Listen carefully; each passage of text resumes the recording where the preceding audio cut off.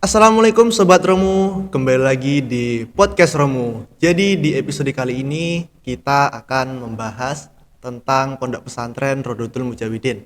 Dan di episode kali ini kita kedatangan tamu yang sangat spesial. Beliau yakni Nyai Hajah Ulil Azmi Dewi Hafsah. Assalamualaikum Umi. Waalaikumsalam warahmatullahi wabarakatuh. Selamat datang di podcast Romu Umi. Gimana kabarnya? Alhamdulillah sehat ya. Alhamdulillah. Terima kasih juga Umi sudah berkenan hadir dan meluangkan waktunya untuk datang ke podcast Romu ini. Sama-sama. Ya. Nah, jadi Sobat Romu, Nyai Hajah Ulil Azmi Dewi Hafsah ini merupakan pengasuh dari Pondok Pesantren Rodotul Mujawidin.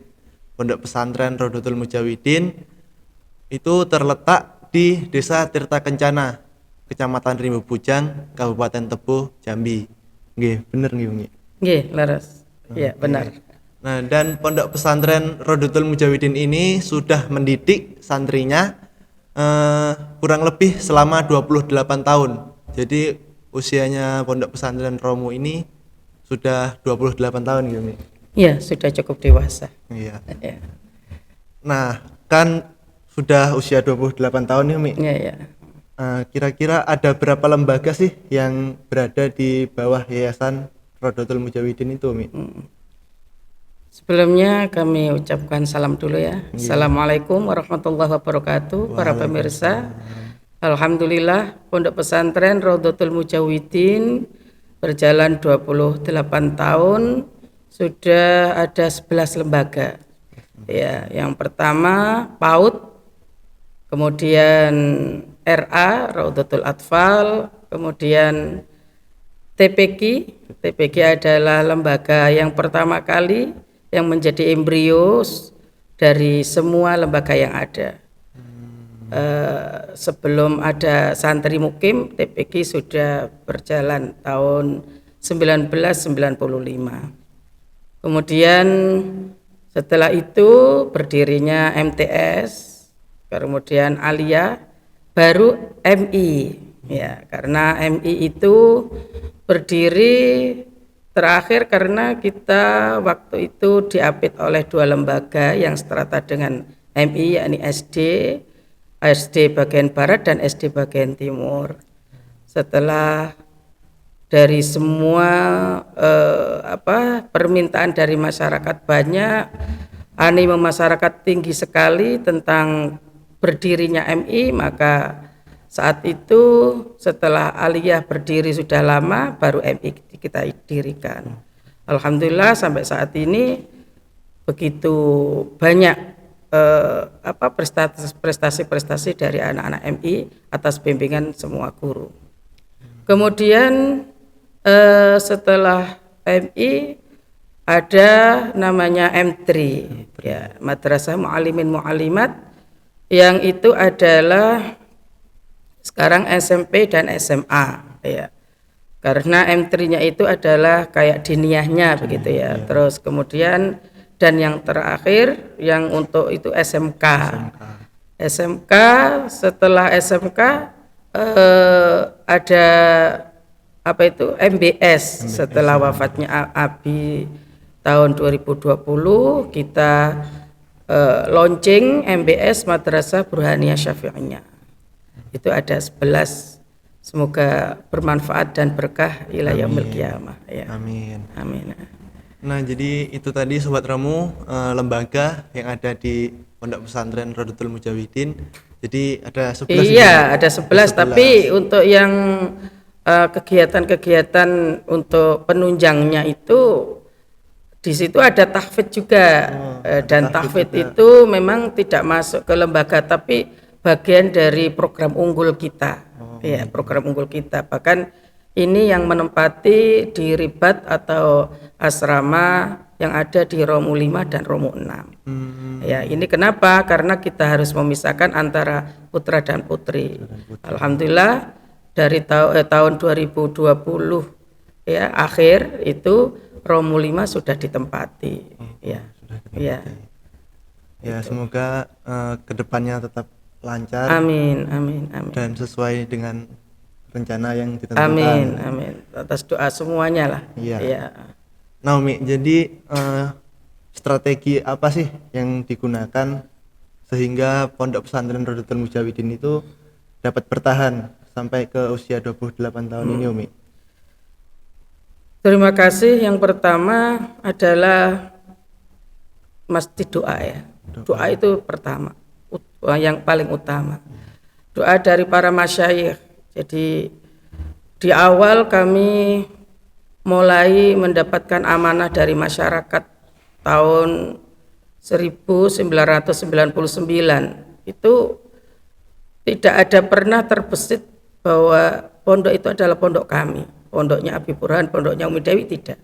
Tetapi itu adalah pondok guru-guru kami. Jadi kami adalah tangan panjang dari beliau-beliau para masyayikh, di mana kami dulu mencari ilmu dari Tambak Beras, kemudian Abi juga dari Kudus. Terus kemudian dari situlah kami silaturahim, mohon doa, kemudian atas restu beliau pondok ini berdiri, dan setiap ada tamu, siapapun tamu itu pasti kami minta doa. Jadi doa silahul mukmin. Doa itu adalah senjatanya orang mukmin. Jadi saya yakin dengan doa-doanya para masyayikh akhirnya Allah memberikan ridho. Semoga ini semuanya mendapatkan ridho dari Allah. Terus yang kedua, setelah doa dari para masyayikh itu adalah musyawarah yang harus kita kedepankan. Tidak ada sesuatu yang tidak ada masalah. Tidak ada sesuatu masalah yang tidak terpecahkan kalau tanpa musyawarah. Kalau pasti dengan musyawarah pasti akan terpecahkan. Jadi seperti saat ini dengan Ketua Yayasan Kiai Haji Muhammad Ansor Wijaya ini beberapa strategi-strategi yang dibangun untuk membuat sistem yang baik, yang baku. Di antaranya adalah laporan dari masing-masing lembaga kepada yayasan. Nah, untuk apa? Agar rasa tanggung jawab dari masing-masing ketua pelaksana dari lembaga ini untuk disampaikan kepada yayasan, ini adalah sebuah tanggung jawab yang bisa dipertanggungjawabkan gitu ya. Terus kemudian disitulah jika ada sesuatu yang perlu dipecahkan, dimusyawarahkan bareng antar lembaga dengan yayasan, dan kami sebagai muasisnya juga akan mendukung sepenuhnya. Ya, itu diantara strategi yang diterapkan. Kemudian yang ketiga, kita saling percaya, Mas. Saling percaya. Iya, saling percaya. Tidak akan bisa terlaksana seperti ini. Bayangkan ada Romo 1, Romo 2, Romo 3 sampai 6 ya. Ini adalah karena yang dibangun oleh Abi dulu adalah saling percaya. Kita percaya kepada teman sejawat. Terus kemudian teman itu mempunyai keyakinan yang tinggi untuk bisa menerima amanah dari sang pengasuh ini. Jadi kepercayaan ini juga bagian dari strategi yang kita terapkan itu. Nah, Ya. jadi itu 3 dari strategi Iya. yang diterapkan. Sebenarnya kan masih ada banyak lagi ya, Umi. Iya, masih banyak lagi ya. sebenarnya. Jadi yang pertama itu tadi doa nih, Umi. Jadi doa itu nomor 1 Sobat Romo. Lalu musyawarah dan rasa percaya. Nah, setelah berdirinya Romo hingga umur ke 28 tahun ini, yang menjadi ciri khas pendidikan di Pondok Romo itu apa, Umi? Al-Qur'an. Al-Qur'an. Iya, Al-Qur'an itu maka namanya Raudhatul Mujawwidin. Raudhah itu taman pertama. Mujawwidin memperbaiki. Jadi di sini karena awalnya Abi Burhan almarhum ini adalah mempunyai amanah dari koordinator pusat metode qiraati dari Semarang, Mbah Kiai Haji Dahlan Salim Zarkasi, maka disitulah yang ditanamkan atau yang pondasi awalnya, apapun lembaga yang ada di sini harus santri itu mujawad dan murattal dalam membaca Al-Quran. Harus baik dari membaca Al-Quran. Dari tidak hanya TPQ ya, tapi semuanya. SMK juga, SMK juga walaupun banyak kegiatan, tapi Quran harus nomor satu.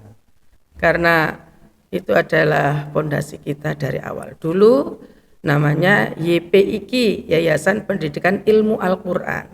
Sebelum menjadi Yayasan Raudhatul Mujawidin. Jadi Raudhatul Mujawidin itu memang nama dari pencetus metode qiraati Mbah Yai Dahlan Salim Zarkasi. Saat kami sowan ke sana, nama apa yang beliau restui? Beliau menyampaikan bahwa podo sama aja dengan sini Raudhatul Mujawidin gitu.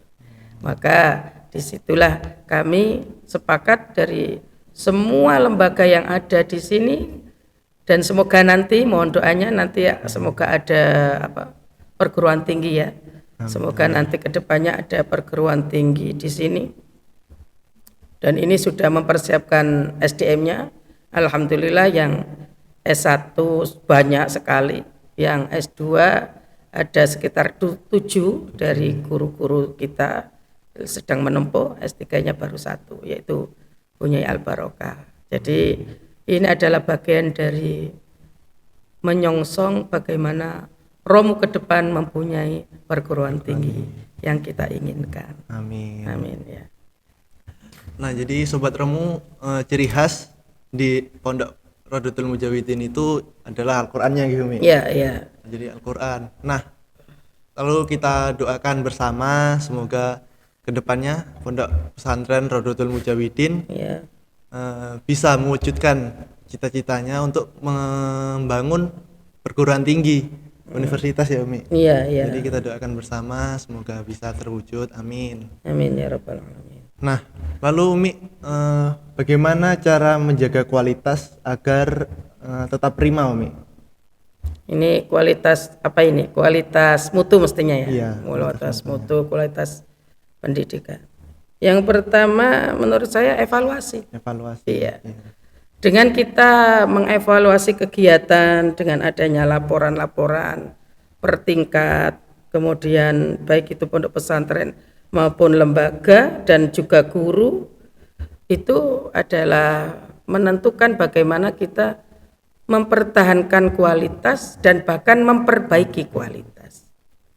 Dan semua apa yang baik yang baru datang itu pasti kita bisa mengambilnya, dan yang lama yang sudah baik kita mempertahankannya. Seperti dalam maqalah al-muhafadzatu ala qadimis sholih wal aslu bil jadidil aslah.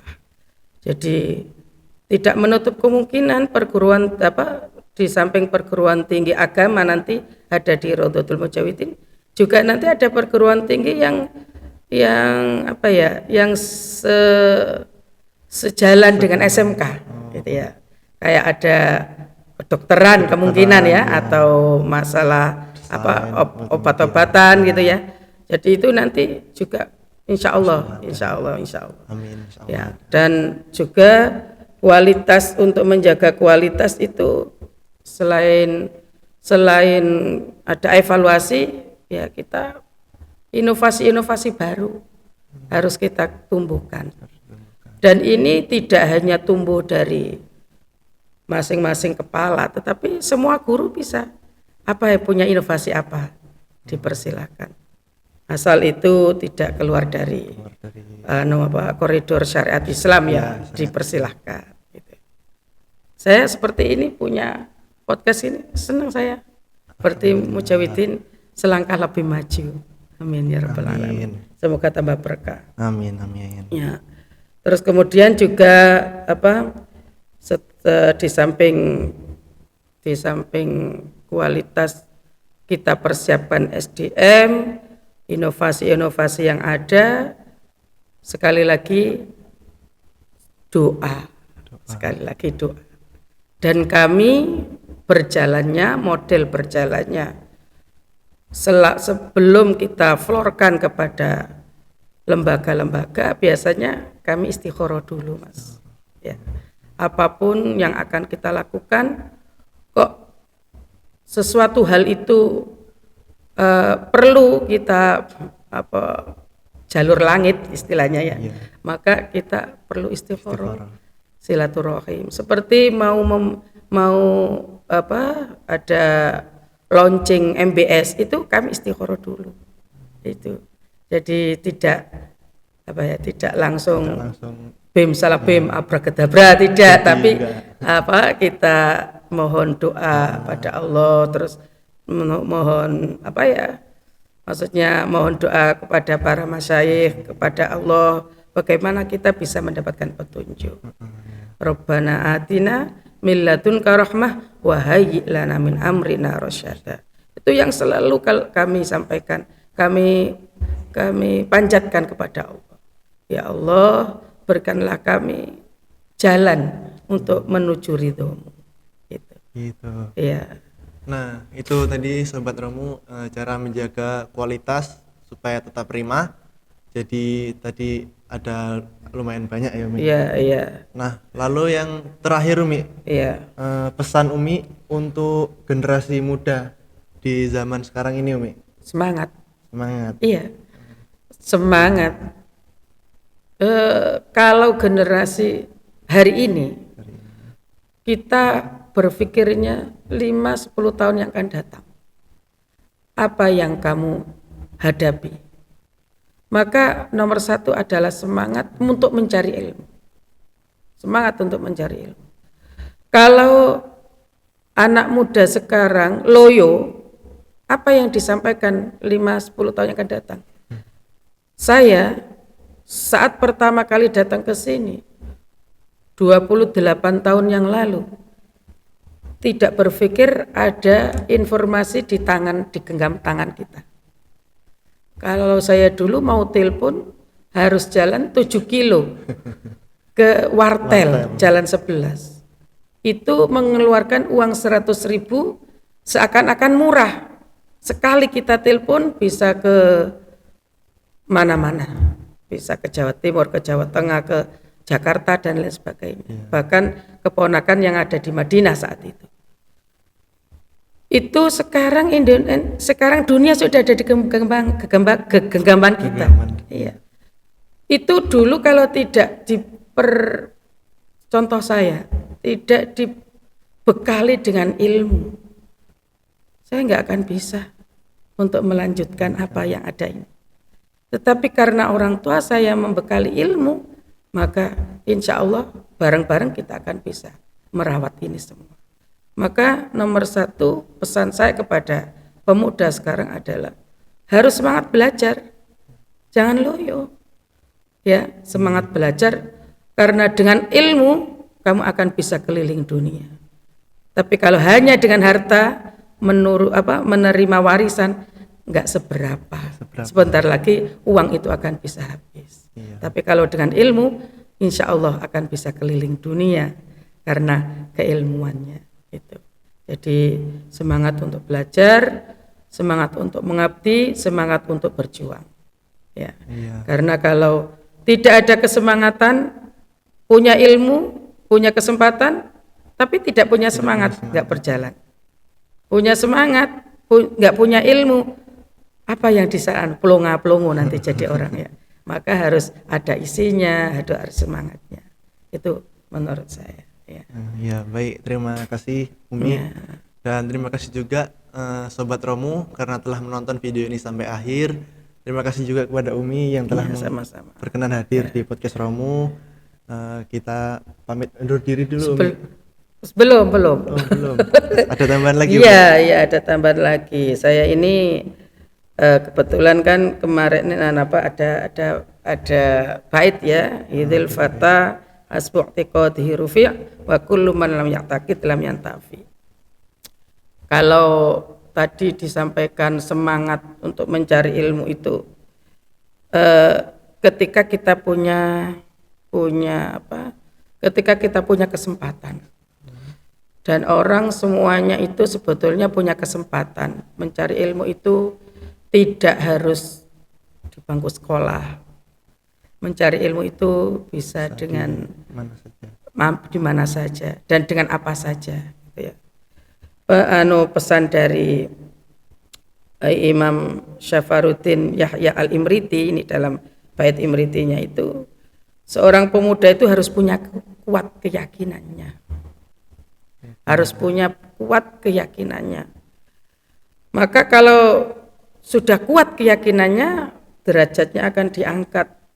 Dan setiap insan tidak akan memiliki keyakinan, maka tidak akan bisa mengambil manfaat. Jadi kenapa ya, kalau pemuda itu sekarang seringnya itu putus ngaisah. Sama tahu putus ngaisah? Putus ngaisah itu ya titik-titik, udahlah aku nyerah. Gampang menyerah gitu. Nah, gampang menyerah gitu. Udahlah aku menyerah. Itu karena tidak punya iktikat, di samping semangat tidak punya keyakinan, percaya diri. Ada makalah al-i'tiqadu asasun najah. Al-i'tiqadu 'alal nafsi asasun najah. Percaya diri itu adalah kunci kesuksesan.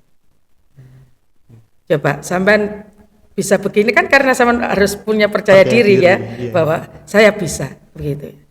Di samping tadi itu semangat, punya ilmu, harus punya keyakinan. Punya keyakinan keyakinan bahwa pasti bisa. Itu. Maka slogannya SMK pasti bisa. Itu saja yang bisa saya sampaikan. Sekali lagi mohon maaf jika ada kekurangan. Memang saya itu banyak kurangnya ya. Dan kelebihan hanya milik Allah Subhanahu wa taala ya. Terima kasih Umi. Ya. Terima kasih kepada Sobat Romu yang sudah nonton video ini sampai akhir. Kita bertemu lagi di episode selanjutnya dengan tema baru dan narasumber baru hanya di podcast Romu. Saya Vikenzo Raja Al-Akbar dan saya Ulil Azmi Dewi Hafsah pamit undur diri. Ya, wassalamualaikum warahmatullahi wabarakatuh. Waalaikumsalam warahmatullahi wabarakatuh. Terima kasih.